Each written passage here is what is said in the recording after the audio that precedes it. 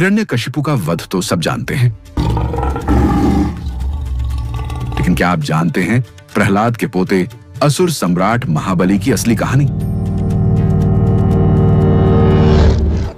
असुर होते हुए भी क्यों आज तक करोड़ों लोग राजा बलि की आराधना करते हैं? क्या आप जानते हैं ओणम का त्योहार आखिर क्यों मनाया जाता है? राजा बलि भक्त प्रहलाद के पोते होकर भी देवताओं पर आक्रमण क्यों करते हैं और तीनों लोगों को कैसे जीत लेते हैं?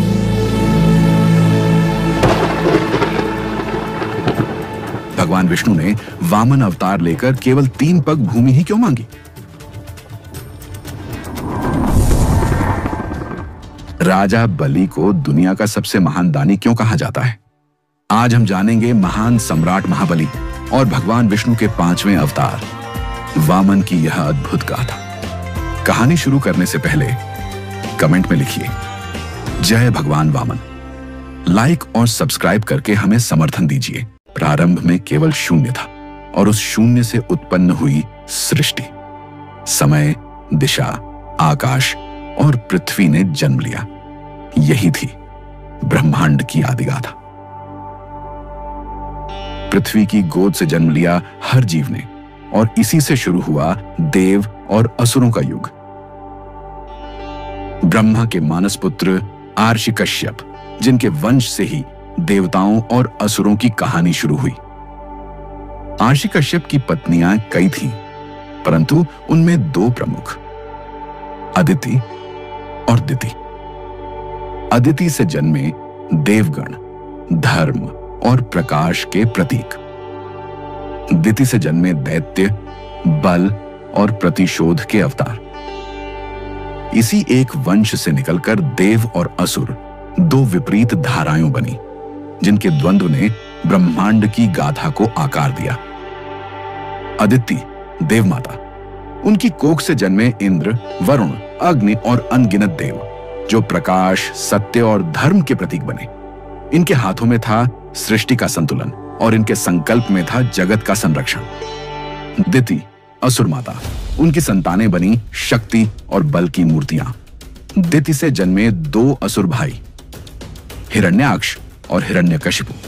हिरण्याक्ष ने धरती को महासागर में डुबो दिया। भगवान विष्णु ने वराह अवतार लेकर उसका वध किया। भाई की मृत्यु ने हिरण्यकशिपु को प्रतिशोध से भरा। उसने स्वयं को ईश्वर घोषित किया, पर उसके ही घर में जन्मे महान भक्त प्रहलाद वे थे विष्णु के परम आराधक।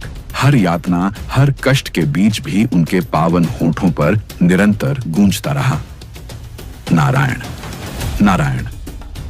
जब अत्याचार चरम पर पहुंचा, भगवान विष्णु नृसिंह अवतार में प्रकट हुए। हिरण्यकशिपु के अंत के बाद असुरों का राज सिंहासन उसके पुत्र महाभक्त प्रहलाद को मिला। इस प्रकार पहली बार असुर कुल का राजा भक्ति, धर्म और विष्णु निष्ठा का प्रतीक बना। बाद में महाभक्त प्रहलाद ने असुर और देवताओं के बीच शांति स्थापित की, युद्ध और वैर की परंपरा को तोड़कर भक्ति और धर्म को आधार बनाया। असुर और देव अब शत्रु नहीं, बल्कि धर्म के सहयात्री बनकर उन्होंने ब्रह्मांड में शांति स्थापित की। समय आगे बढ़ा। भक्त प्रहलाद अब वृद्ध हो चले थे। उनकी माता की अंतिम इच्छा थी कि वह अपने पोते को राज सिंहासन पर बैठते हुए देखें। उनकी यही कामना थी कि असुर वंश अब धर्म और भक्ति के मार्ग पर स्थिर रहे। प्रहलाद ने अपनी माता की इच्छा पूरी करने का निश्चय किया। उनके पुत्र विरोचन का विवाह कुलीन और तेजस्विनी कन्या विशालाक्षी से हुआ। यह विवाह असुर वंश के इतिहास में एक महान अध्याय था। मंडप में वैदिक मंत्रों की गूंज उठी। चारों ओर अग्नि को साक्षी मानकर संस्कार संपन्न हुए। विशालाक्षी की उपस्थिति ने असुर कुल में नई आभा और मर्यादा का संचार किया। इस शुभ अवसर पर प्रहलाद ने अपने पुत्र को युवराज घोषित किया। विवाह के बाद प्रहलाद ने राज्य की बागडोर विरोचन को सौंप दी और स्वयं संन्यास धारण कर लिया। उन्होंने राजसत्ता त्याग दी और तपस्या व भक्ति में लीन हो गए। असुर वंश में एक नया प्रभात हुआ। विरोचन और उसकी पत्नी विशालाक्षी के घर जन्म लेने वाला था एक ऐसा बालक जिसका आगमन पूरे कुल के लिए आशा का दीप बनकर आया। माघ शुक्ल द्वादशी की पावन तिथि पर शुभ अभिजीत मुहूर्त में जब नक्षत्र अपनी उच्चतम स्थिति में थे, तभी वह दिव्य क्षण आया। ज्योतिषियों ने कहा, यह संयोग दीर्घायु और तेजस्वी सम्राट के जन्म का संकेत है। और फिर उस पावन घड़ी में एक तेजस्वी बालक का जन्म हुआ। उसका मुखमंडल चंद्रमा सा उज्ज्वल था, आंखों में करुणा और साहस की चमक थी और पूरे शरीर से अलौकिक तेज झलक रहा था। असुर वंश में आनंद की लहर दौड़ गई, नगाड़ों की गूंज उठी, वेद मंत्रों का उच्चारण होने लगा। जन्मोत्सव के उस पावन क्षण में सम्राट विरोचन ने आदरपूर्वक अपने गुरु शुक्राचार्य को बुलाया। उन्होंने विनम्रता से निवेदन किया, गुरुवर, कृपा करके मेरे पुत्र को अपने आशीर्वाद से अलंकृत करें। शुक्राचार्य आगे बढ़े और नवजात शिशु को अपनी गोद में उठाया। ध्यानमग्न होकर उन्होंने गहन दृष्टि डाली और आशीर्वाद दिया, यह बालक असुर वंश का गौरव बनेगा। यह कोई साधारण आत्मा नहीं है, यह आगे चलकर तीनों लोकों पर राज्य करेगा। समय की धारा आगे बढ़ रही थी। इसी बीच महाज्ञानी शुक्राचार्य ने अपने ध्यान और ज्योतिष साधना में एक गूढ़ संकेत पाया। उनकी दृष्टि में स्पष्ट हुआ कि विरोचन की जीवन रेखा क्षीण है, उसके ऊपर अकाल मृत्यु का गंभीर साया मंडरा रहा है। राजन, तुम्हारे जीवन पर घोर संकट आने वाला है। इससे बचने का केवल एक ही उपाय है। तुम्हें हिमालय की गोद में जाकर 10 वर्षों तक कठोर तप करना होगा। केवल वही तप तुम्हें मृत्यु से रक्षा देगा। शुक्राचार्य की चेतावनी के बाद विरोचन हिमालय की ओर प्रस्थान की तैयारी करने लगा। उसका हृदय भविष्य की अनिश्चितता से भरा था। तो सम्राट विरोचन हिमालय की कंदराओं में चला गया। कड़कड़ाती ठंड, प्रचंड हवाएं और बर्फ की चट्टानों के बीच उसने वर्षों तक घोर तपस्या की। 10 वर्षों तक वह निर्विकार खड़ा रहा, न भूख की परवाह की, न नींद की। आखिरकार उसकी तपस्या से प्रसन्न होकर सूर्यदेव प्रकट हुए। उनकी आभा से समस्त हिमालय आलोकित हो उठा। सूर्यदेव ने कहा, विरोचन, तेरे धैर्य और तप से मैं प्रसन्न हूं।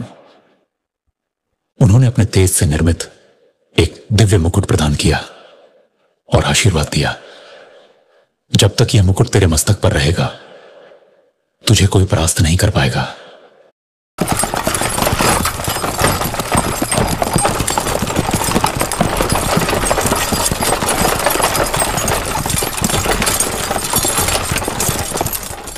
यात्रा के मार्ग में विरोचन के सामने एक साधु वेशधारी ब्राह्मण प्रकट हुआ।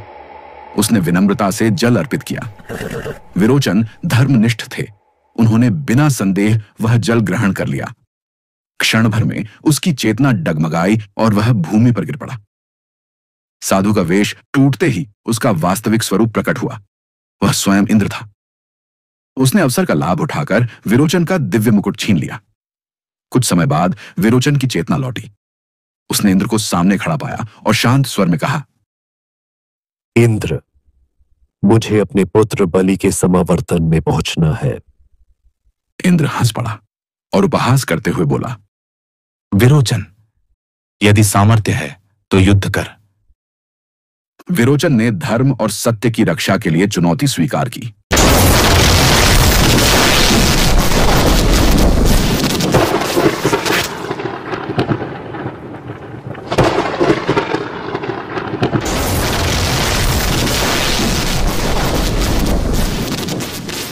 परंतु मुकुट के बिना उसकी शक्ति क्षीण हो चुकी थी। इंद्र ने छल और बल दोनों से आक्रमण किया और अंततः विरोचन भूमि पर गिर पड़ा। किंतु इंद्र की निर्दयता यहीं समाप्त नहीं हुई। उसने विरोचन का शरीर तुरंत जला दिया ताकि कहीं शुक्राचार्य अपनी संजीवनी विद्या से उसे पुनः जीवित न कर दें।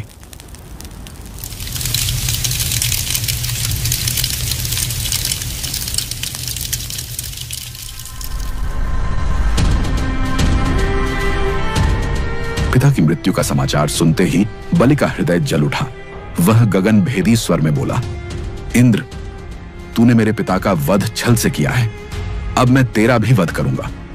तुझे इस ब्रह्मांड की कोई शक्ति नहीं बचा पाएगी। उसकी प्रतिज्ञा सुनकर असुरों की सभा कांप उठी। वह अकेला ही रणभूमि की ओर निकल पड़ा और उसके कदमों से पृथ्वी थर्रा रही थी। स्वर्ग के द्वार पर इंद्र प्रतीक्षा कर रहा था। उसने हंसते हुए कहा, विरोचन के पुत्र, तेरे पिता भी मेरे वज्र के सामने टिक न सके। तू किस बल पर खड़ा है? बलि ने उत्तर दिया, उनकी मृत्यु ने ही मुझे शक्ति दी है। आज तेरा भी अंत होगा। युद्ध प्रारंभ हुआ। आकाश में वज्र की गर्जना हुई। धरती बलि की गदा के प्रहार से कांप उठी। इंद्र ने वज्र फेंका तो बलि ने अग्निबाण से उसका उत्तर दिया। वज्र और अग्निबाण टकराए तो मानो सूर्य और बिजली का संगम हो गया। युद्ध इतना भयंकर था कि देवता और असुर दोनों विस्मित हो उठे, परंतु अनुभव और छल इंद्र के साथ था। धीरे धीरे बलि के शरीर पर घाव गहरे होते गए। अंततः इंद्र ने वज्र से प्रहार कर उसे भूमि पर गिरा दिया। उसका शरीर मृत्यु के निकट था। इंद्र ने गर्जना की, तेरा अंत यही होगा। तेरे पिता की भांति तुझे भी अग्नि में भस्म कर दूंगा। वह बलि के शरीर को नष्ट करने ही वाला था कि आकाश से शंखनाद गूंज उठा। दिव्य आभा फैल गई और स्वयं भगवान विष्णु प्रकट हुए। उनका स्वर दिशाओं में गड़गड़ाहट की तरह गूंजा। इंद्र, तूने मेरे प्रिय भक्त का वध छल से किया है। क्या यही तेरा सामर्थ्य है, निर्दोष पर वार करना? तू यह सोचता है कि भोग और बलिदान से महानता सिद्ध होती है, परंतु जान ले, महानता केवल धर्म और सत्य से होती है। आज से मैं तुझसे और देवताओं से अपना नाता तोड़ता हूं, क्योंकि यदि देव भी छल और अन्याय करने लगे तो फिर असुर और देवताओं में अंतर ही क्या शेष रह जाएगा। असुर राजधानी शोक में डूब गई। महल के प्रांगण में युवराज बलि का निष्प्राण शरीर रखा था। माताएं रो रही थीं, योद्धा मौन खड़े थे। महारानी का विलाप वातावरण को विदीर्ण कर रहा था। तभी आगे बढ़े महाज्ञानी शुक्राचार्य। उन्होंने गगनभेदी स्वर में कहा, नहीं, यह बालक मृत्यु का बंधन नहीं स्वीकार करेगा। वेद मंत्र गूंजे, अग्नि प्रज्वलित हुई और उनके तप की शक्ति ने बलि को स्पर्श किया। क्षण भर में उसकी श्वास लौटी, आंखों में तेज चमक उठा और वह उठ खड़ा हुआ। पूरी सभा जय घोष से गूंज उठी। यह केवल जीवनदान नहीं था, यह बलि का पुनर्जन्म था। वर्षों के साथ उसका व्यक्तित्व और अधिक तेजस्वी हुआ। सम्राट महाबली युद्ध कला में अद्वितीय सिद्ध हुए। गदा, धनुष, तलवार और शास्त्र सभी उनके अधीन थे। पर उनकी सबसे बड़ी पहचान वीरता नहीं, बल्कि भक्ति और दानशीलता बनी। जहां भी सम्राट महाबली विराजमान होते, वहां धर्म और न्याय की आभा फैल जाती। उनके द्वार से कोई याचक खाली हाथ नहीं लौटता। उनकी उदारता इतनी विलक्षण थी कि माता लक्ष्मी स्वयं उन पर प्रसन्न हुई। महाज्ञानी गुरु शुक्राचार्य ने जब देखा कि सम्राट महाबली का तेज और सामर्थ्य दिन प्रतिदिन बढ़ रहा है, उन्होंने दिव्य यज्ञ किया। वेद मंत्रों की गूंज और तप की अग्नि से प्रकट हुआ एक अजेय रथ, स्वर्ण और रत्नों से जड़ा, अपराजेय कवच से घिरा हुआ, जिसके पहियों की गर्जना आकाश को हिला देती थी।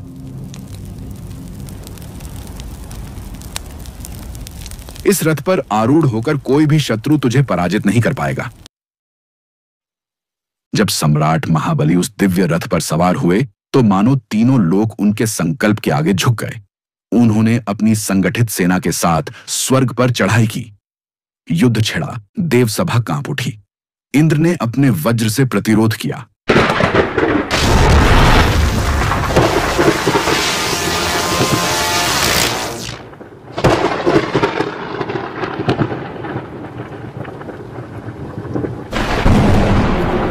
इंद्र परास्त हुआ और स्वर्ग का सिंहासन भी अब असुर सम्राट के चरणों में था।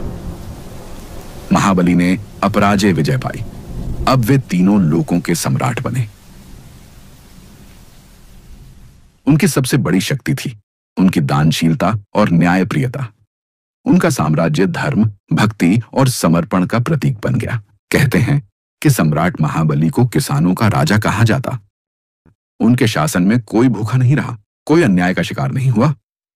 महाबली की यह करुणा और दानशीलता उन्हें देवताओं से भी महान बना रही थी। देवता दिशाओं में भटक रहे थे, उन्हें कहीं आश्रय नहीं मिल रहा था। उनकी आराधना सुनने वाला कोई नहीं बचा था। इस अपमान और असहायता को देख देवमाता अदिति का हृदय व्याकुल हो उठा। वे तप में लीन हुई और भगवान विष्णु का ध्यान करने लगी। आंखों में अश्रु और स्वर में करुणा के साथ उन्होंने प्रार्थना की, स्वामी, आपने एक बार मुझसे वचन दिया था कि जब समय आएगा आप मेरे पुत्र रूप में अवतरित होंगे। वह समय अब आ गया है। मेरी गोद को पवित्र करें और पुत्र रूप में अवतरित होकर देवताओं का उद्धार करें। आदित्य की विनती से वैकुंठ कांप उठा। भगवान विष्णु स्वयं प्रकट हुए और बोले, देवी, तुम्हारी साधना सफल हुई है। अब मैं तुम्हारे गर्भ से जन्म लूंगा और वामन रूप में अवतरित होकर धर्म और संतुलन की रक्षा करूंगा। और राजर्षि कश्यप के आश्रम में आदित्य के गर्भ से भगवान विष्णु ने जन्म लिया। वह बालक अत्यंत तेजस्वी था। आंखों में दिव्यता और मुख पर मासूमियत झलकती थी। संपूर्ण वातावरण शुभ शकुनों से गूंज उठा। देवताओं ने प्रसन्न होकर जय घोष किया, जय वामन देव, जय विष्णु अवतार। उस बालक का नाम वामन, बौने रूप में किंतु तेज और शक्ति से अपार। उसके जन्म ने देवताओं के हृदय में आशा की लौ जला दी। अब समय आ गया था कि महाबली की दानशीलता की परीक्षा हो और वामन अवतार से ब्रह्मांड का संतुलन पुनः स्थापित हो। काल का प्रवाह निरंतर बढ़ता गया। देवताओं की स्थिति अब और भी दयनीय हो चुकी थी। स्वर्ग का वैभव असुरों के अधीन था और देवगण दिशाओं में भटक रहे थे। उनकी व्याकुलता दिन प्रतिदिन बढ़ती रही। इसी बीच असुरों के सम्राट महाबली का साम्राज्य और भी प्रखर हो उठा। उनका यश केवल पृथ्वी तक सीमित नहीं रहा, बल्कि तीनों लोकों में गूंजने लगा। उनकी दानशीलता, धर्मप्रियता और भक्ति की गाथाएं दूर दूर तक फैली। सम्राट ने निश्चय किया, मैं 100 अश्वमेध यज्ञ करूंगा। इन यज्ञों से मेरा राज्य अटल और स्थायी हो जाएगा और यह भी प्रमाणित होगा कि दान और धर्म से ही सच्चा साम्राज्य फलता फूलता है। समय बीतता गया और एक एक करके 99 यज्ञ संपन्न हो गए। अब अंतिम यज्ञ का दिन आ पहुंचा। यज्ञशाला के मध्य विशाल हवन कुंड प्रज्वलित था। उसमें आहुति की लपटें उठ रही थीं, मानो अग्निदेव स्वयं उस यज्ञ को स्वीकार करने आए हों। चारों ओर वेद मंत्रों की गूंज थी। उन ध्वनियों से पूरा गगन पवित्र हो उठा। उसी समय यज्ञशाला के द्वार पर एक दिव्य ब्राह्मण बालक का आगमन हुआ। छोटा कद, किंतु मुख पर अद्भुत तेज, आंखों में दिव्यता और वाणी में मधुरता। उनके तेज से पूरा वातावरण पवित्र हो उठा था। सम्राट महाबली ने आदरपूर्वक कहा, ऋषि कुमार, आप जो चाहें मैं दान दूंगा। सोना, चांदी, रत्न, हाथी घोड़े, नगर, ग्राम, यहां तक कि मेरा साम्राज्य भी आपके लिए है। राजन, मुझे इनमें से कुछ नहीं चाहिए। सभा में सन्नाटा छा गया। महाबली ने विस्मय से देखा और गंभीर स्वर में कहा, ऋषि कुमार, मेरे यज्ञ का नियम है, मैं किसी याचक को खाली हाथ नहीं लौटाता। आप यदि कुछ नहीं मांगेंगे तो यह मेरे यज्ञ का अपमान होगा। कृपा कर बताइए, आपको क्या चाहिए? तब वामन ने अपनी दृष्टि उठाई। उनकी आंखों में ब्रह्मांड का रहस्य झलक रहा था। उन्होंने कहा, राजन, मैं जो मांगने वाला हूं, पहले यह वचन दीजिए कि आप उसे अवश्य देंगे।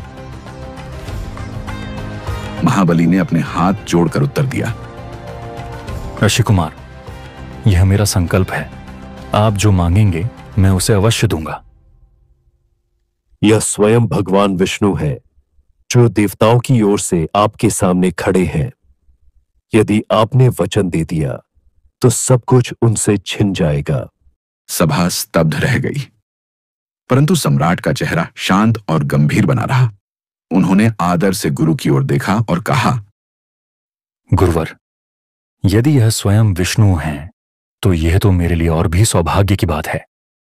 जिस भगवान के लिए लोग कठोर तप करते हैं, यज्ञ और अनुष्ठान करते हैं, वही भगवान आज मेरे यज्ञ में याचक बनकर आए हैं। क्या इससे बड़ा गौरव मेरे लिए और कोई हो सकता है? मैं अपना वचन कभी नहीं तोड़ूंगा। शुक्राचार्य क्रोधित हुए, पर सम्राट की अडिग भक्ति और दानशीलता डिग्गी नहीं। महाबली ने गर्व से कहा, ऋषि कुमार, आप जो भी मांगेंगे मैं दूंगा। यह मेरा अटल संकल्प है। तब वामन ने मधुर स्वर में कहा, महाराज, मुझे केवल उतनी भूमि चाहिए जिसे मैं अपने 3 पगों में नाप सकूं। महाबली हंस पड़े। हे ब्राह्मण देवता, आप मुझसे कुछ बड़ा मांग सकते थे, सोना, चांदी, रथ, लेकिन आप केवल 3 पग भूमि मांग रहे हैं। मैं वचन देता हूं कि मैं आपको 3 पग भूमि अर्पित करता हूं। उन्होंने अपने कर कमलों से जल अर्पित किया और दान का संकल्प पूरा किया। दान का संकल्प पूर्ण होते ही अचानक यज्ञशाला कांप उठी। वेद मंत्रों की ध्वनियां और तीव्र हो गईं। अग्निकुंड की ज्वालाएं आकाश को छूने लगी। वे थे स्वयं विष्णु का विराट रूप, जिनके उदय से ब्रह्मांड प्रकाशमय हो उठा। देव स्तब्ध रह गए। असुर विस्मय में कांप उठे। आर्षि और मुनि निःशब्द होकर चरणों में झुक गए। उस क्षण संपूर्ण सृष्टि मानो एक ही स्वर में पुकार उठी, यही हैं धर्म के पालनहार, ब्रह्मांड के अधिपति। एक पग में उन्होंने संपूर्ण पृथ्वी को नाप लिया, दूसरे पग में समस्त आकाश उनके अधीन हो गया। अब तीसरे पग के लिए स्थान शेष न रहा। गगन भेदी स्वर में भगवान ने कहा, राजन, अब बताओ मेरा तीसरा पग कहां रखूं? यज्ञशाला में गहरा सन्नाटा छा गया। देवताओं की दृष्टि स्तब्ध थी। असुरगण भय से कांप रहे थे, परंतु सम्राट महाबली का चेहरा शांत था। वह आगे बढ़े, विनम्रता से झुके और बोले, प्रभु, आपने अपने 2 पगों में पृथ्वी और आकाश समेट लिया। अब तीसरे पग के लिए स्थान केवल एक है, मेरा सिर। मेरे वचन को पूर्ण कीजिए। मैं अपना जीवन, अपना अहंकार सब आपके चरणों में समर्पित करता हूं। उपस्थित हर आत्मा ने देखा कि एक असुर सम्राट ने स्वयं भगवान के समक्ष वचन और दान की रक्षा के लिए अपने प्राण तक अर्पित कर दिए। यह केवल दान नहीं था, यह भक्ति, वचन और समर्पण की पराकाष्ठा थी। भगवान वामन ने करुणा से उनका समर्पण स्वीकार किया। उन्होंने महाबली को पाताल लोक का अधिपति बना दिया। पर यह पराजय नहीं थी, बल्कि अनंत गौरव का क्षण था। तुम युगों युगों तक स्मरण किए जाओगे और मैं स्वयं तुम्हारे द्वार पर द्वारपाल बनकर रहूंगा। पर महाबली की स्मृति आज भी जीवित है। कहते हैं, जब भगवान वामन ने उन्हें पाताल लोक का स्वामी बनाया तो महाबली ने प्रार्थना की, प्रभु, मुझे अपनी प्रजा से मिलने का अवसर अवश्य दें। भगवान विष्णु ने वचन दिया, हर वर्ष तुम्हें अपनी प्रजा से मिलने का अधिकार रहेगा। और वही दिन आज ओणम उत्सव के रूप में मनाया जाता है। केरल और भारत भर में यह पर्व महाबली की स्मृति में मनाया जाता है। माना जाता है कि उस दिन महाबली अपनी प्रजा से मिलने धरती पर आते हैं। लोग मानते हैं कि उस दिन सम्राट महाबली स्वयं आकर देखते हैं कि उनकी प्रजा सुखी और समृद्ध है। ये थी सम्राट महाबली और भगवान वामन की दिव्य गाथा। अगर वीडियो पसंद आया हो तो लाइक और सब्सक्राइब करके हमें सपोर्ट जरूर कीजिए। कमेंट में लिखिए जय वामन भगवान और बताइए अगली बार आप कौन सी कथा सुनना चाहते हैं, समुद्र मंथन या कोई और।